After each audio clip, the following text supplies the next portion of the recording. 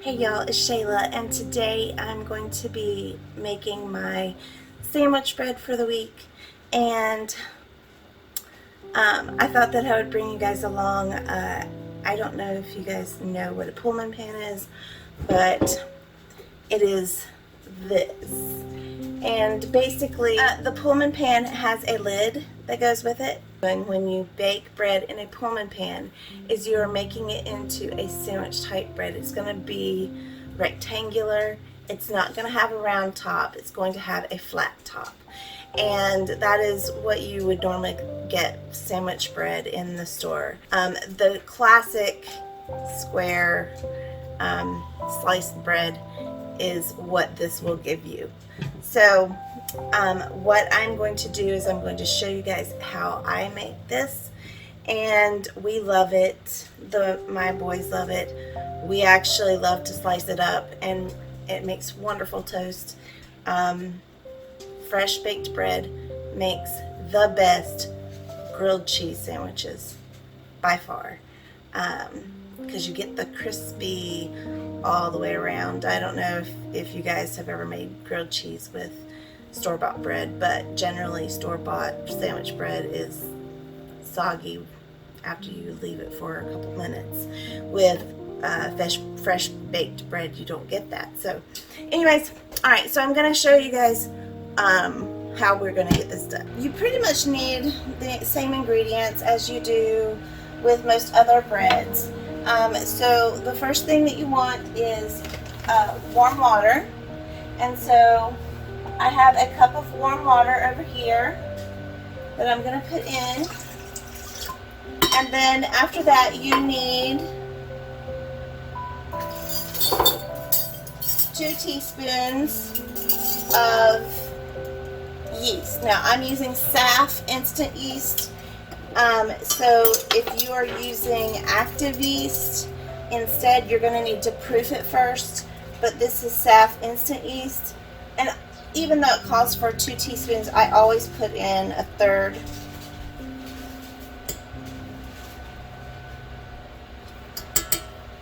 Alright, and then it calls for some sugar, so it's 3 tablespoons of sugar, and so there we go. And then what I do is I go ahead and turn this on.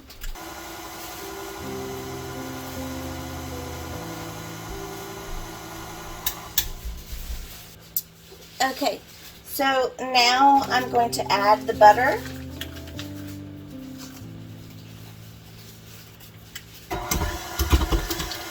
It's 6 tablespoons of room temperature butter.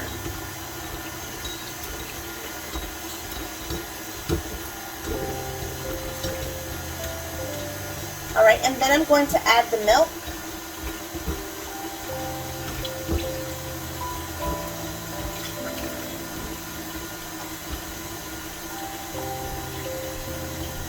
And that's 2/3 of a cup of milk.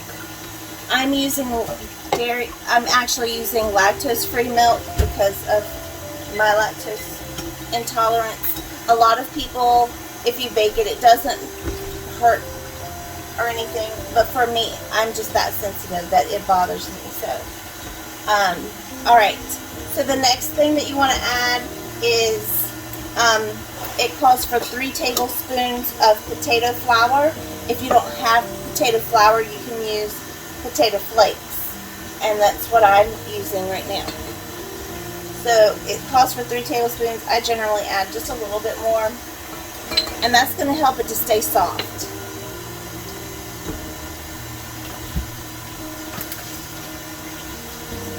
Alright, so I get a lot of bulk things from Azure Standard, and one of the things is coconut cream powder or coconut milk powder. A lot of times they're not. A lot of times they don't have the coconut milk powder, so I get the coconut cream powder. But this is going to be in place of dry powdered milk, and I have noticed that in using it,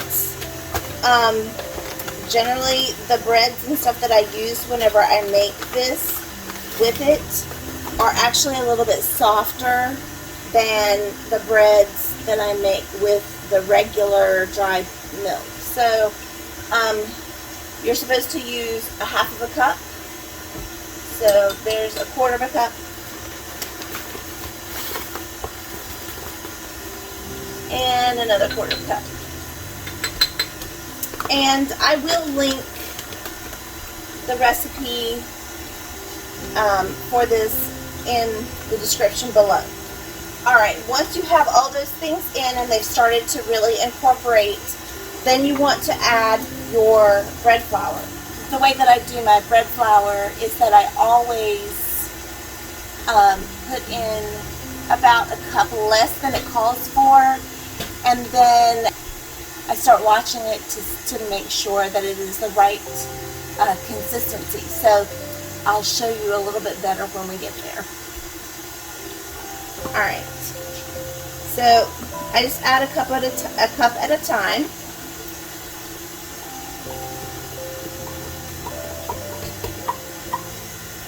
Alright.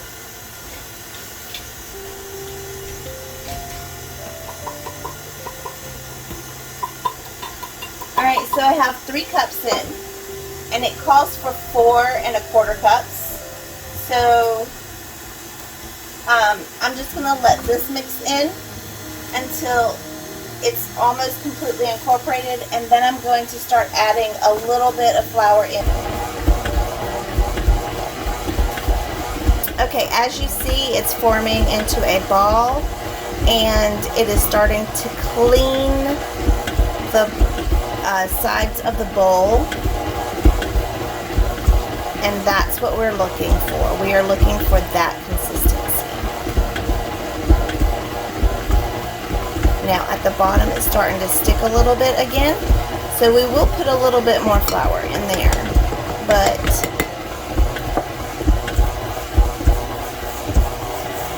alright, so what we do is we're going to let this go for a minute or two and see if it's continuing to stick or if it cleans itself. I think that that's the perfect amount right there. So you can at this point you can either take it out and knead it by hand yourself, or you can let the machine do the work, which is what I generally do. On occasion I like to take it out and work it by hand myself. I think that it's very cathartic to hand knead. I just can't do it sometimes with my degenerative disc disease, so that's why these stand mixers are wonderful for me. I could do the same thing as if I had a bread machine. I could just do the dough portion and let it knead it for me, and then I could take the dough out and form it and put it into the Pullman pan. So it just depends, but I could do that. Okay, so the dough may be stuck to a little bit to the hook or whatever, but it should come off. It should come off pretty easily. So like, it's sticking to my fingers, but it comes off really easy. So, and that's it's only sticking to my fingers because I'm cleaning it off of the hook. So that's the only reason. But as soon as I touch the dough with that other dough, then it comes right off. And that's what you want because it feels so soft. It is so nice. Okay, so you're going to take this out of the bowl. And then when you take it out of the bowl, it should just kind of scoop right out. All right.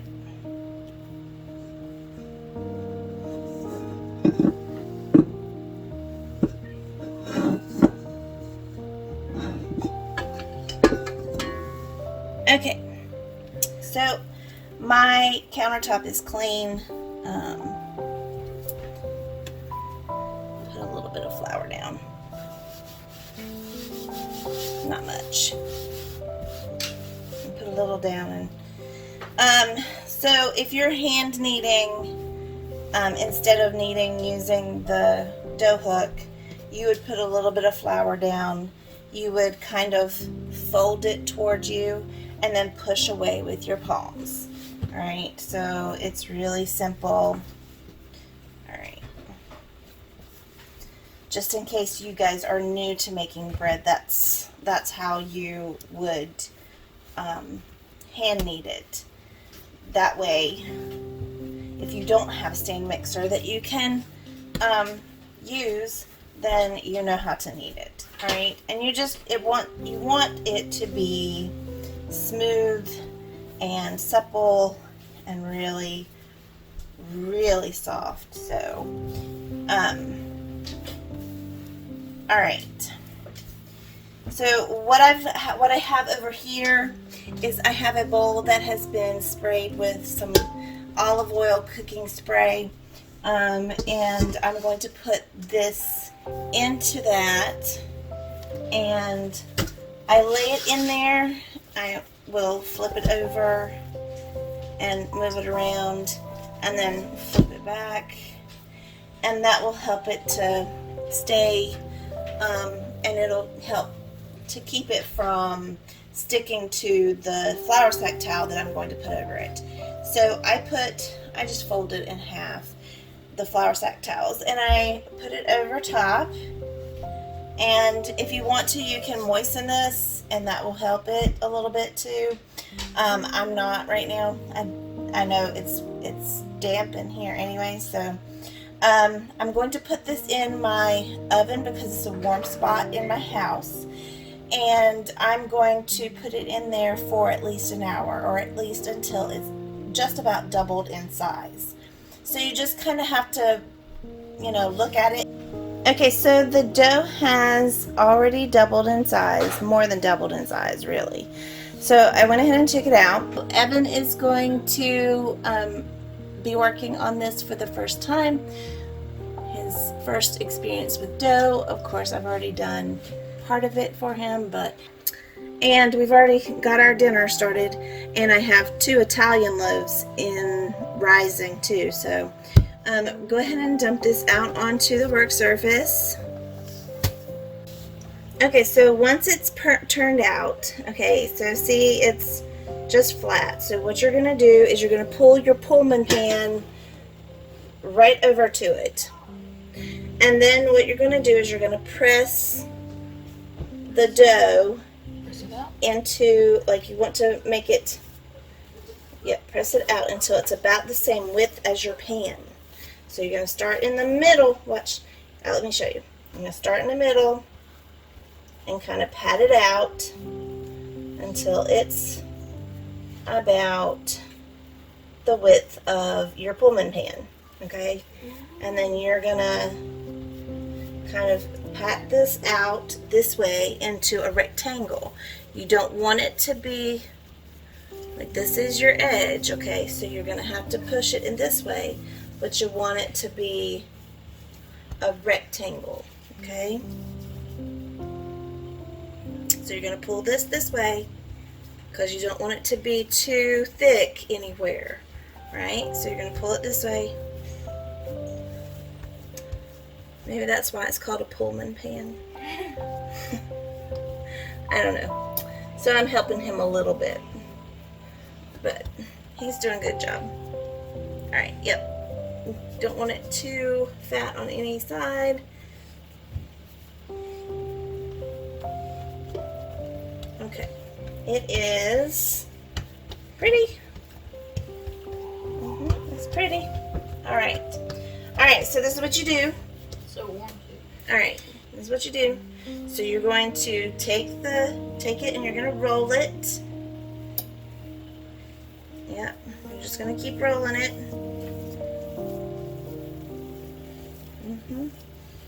Okay?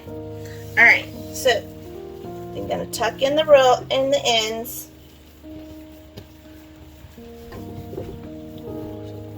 Alright? And you're going to roll it.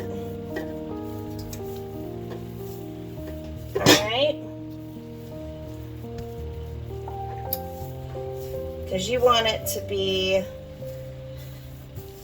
alright. And the seam goes on the bottom, alright? So you want the seam to go on the bottom. Alright, then you want to make sure that you have sprayed your pan, and like I said, I use a olive oil spray to generally spray my pan.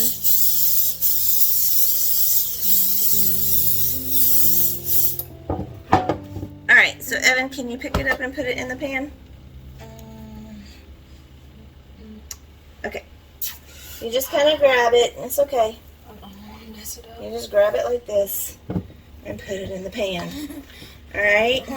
Whoa, And then all you do is you just kind of make sure it's evenly spread on the in there, and you're gonna wait until it rises to about 1/4 of an inch just below the lip of the lid. So you're gonna put the lid on. With the Pullman pans, you put the lid on, and I leave this little space right here open so that I know when it is risen enough. I can look in, and then right before I bake it, I can close it the rest of the way.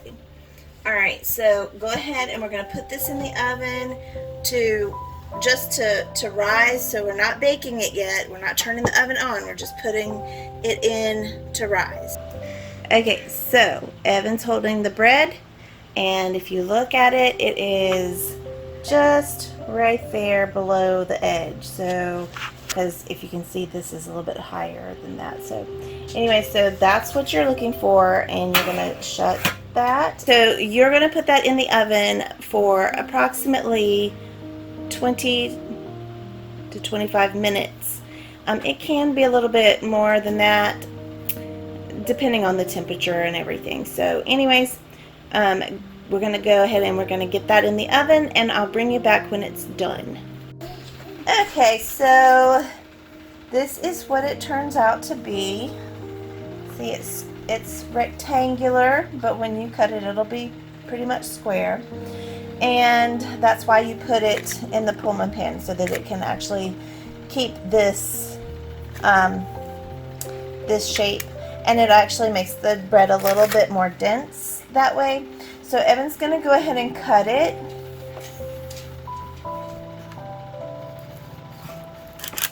So that you can see what it looks like inside.